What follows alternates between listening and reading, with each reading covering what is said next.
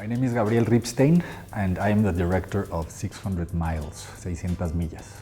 It talks about gun trafficking between Mexico and the United States, the illegal flow of firearms from the United States to Mexico. Has in a way, subtext in which it talks about that complex relationship between two countries.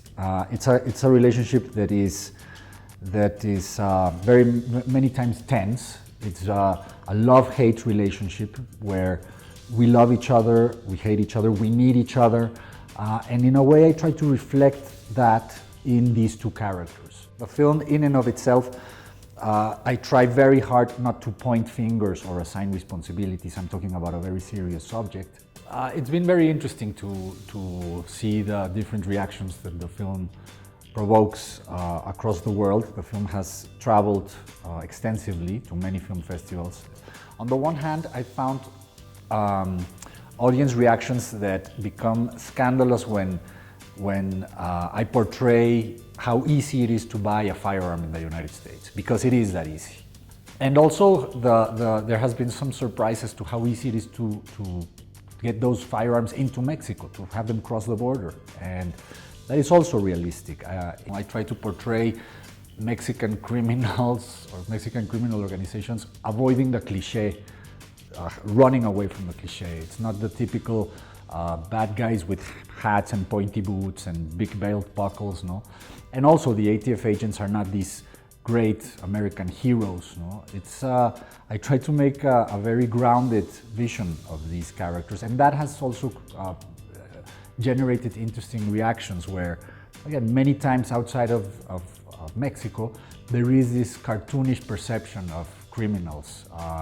The same as with US policemen, no? We always think that they are these, again, very sort of straight arrow, unquestionably ethical or moral characters. I wanted to turn that on its head, no? And show it as it is. It's much more complex. It's not black or white. All of the locations that we shot in were the real places.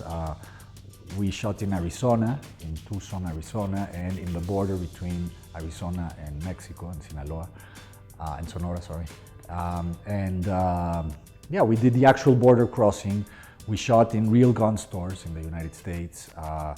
We used non-actors for the gun sellers because I figured that no actor could be good enough to show us how a sale takes place as the people that do it every day for many, many years. So in a way, the film has a quasi-documentary feel to it.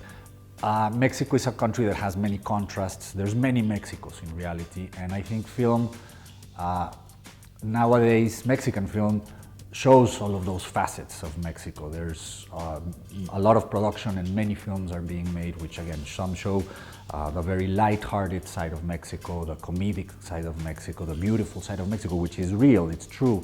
On the other hand, there's a reality that is sometimes difficult, it's tough, it's a country with many challenges, and it's impossible, in my case, to not be influenced by that reality, and that's sort of the universe in which I craft this story. And hopefully that's what an audience in Australia can ideally get a glimpse of, and again, of what it means to be so close to the United States in that particular world of weapons, of guns.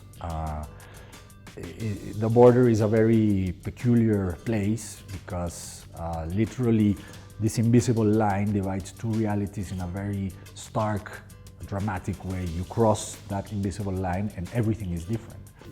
As a takeaway, it's interesting for me that an audience meditates on what is this world that I just saw and what implications does it have. Again, it's not a simple world, and I don't want to dumb it down or spoon feed it to anyone. I also like for people to take away a couple of questions more than me giving answers. For me, that's an interesting film.